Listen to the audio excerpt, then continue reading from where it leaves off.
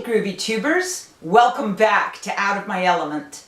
Today I thought we'd try to do something a little different and take a sideways look at Scripture.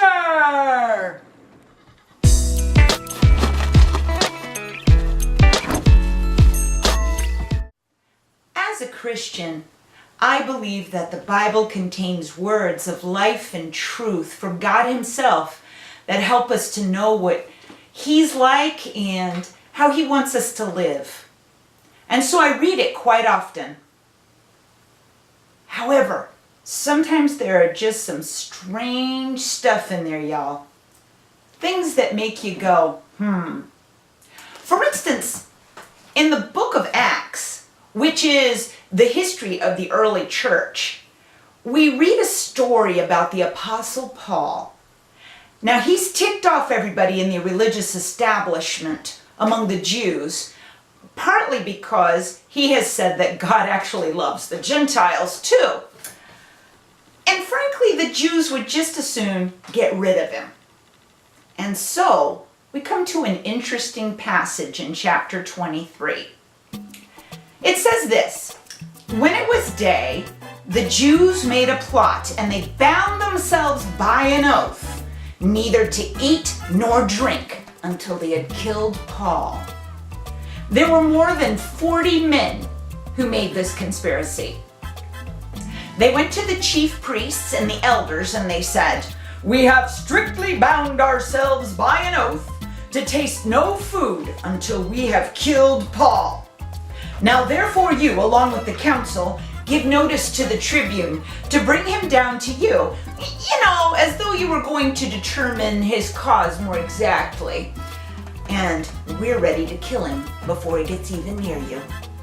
Now the son of Paul's sister heard about their ambush. I make a note here that the son of Paul's sister would be his nephew, just in case you didn't catch that part. And so he went and he entered the barracks and he told Paul all about the plot.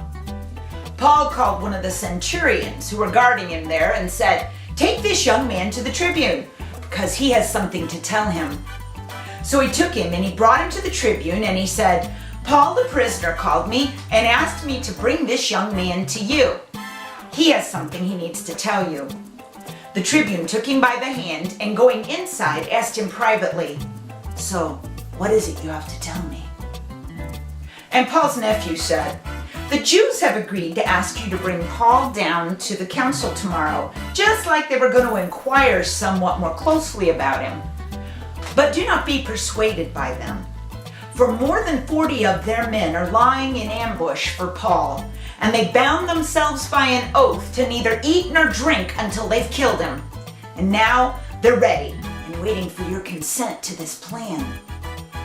So the tribune dismissed the young man, charging him, "Tell no one that you've informed me of these things."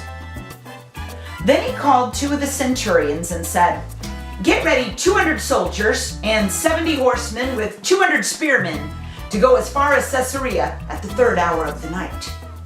Also provide mounts for Paul to ride and bring him safely to Felix the governor."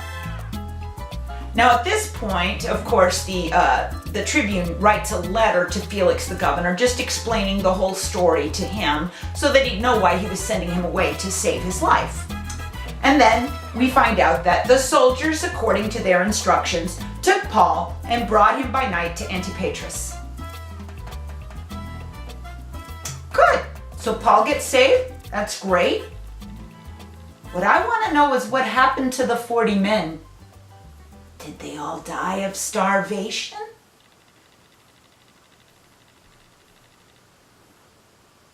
Until next time, this is Groovy Old Lady.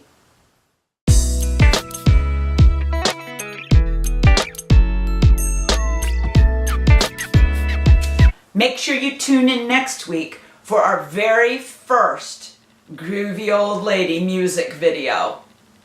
It won't be like anything you've ever experienced before.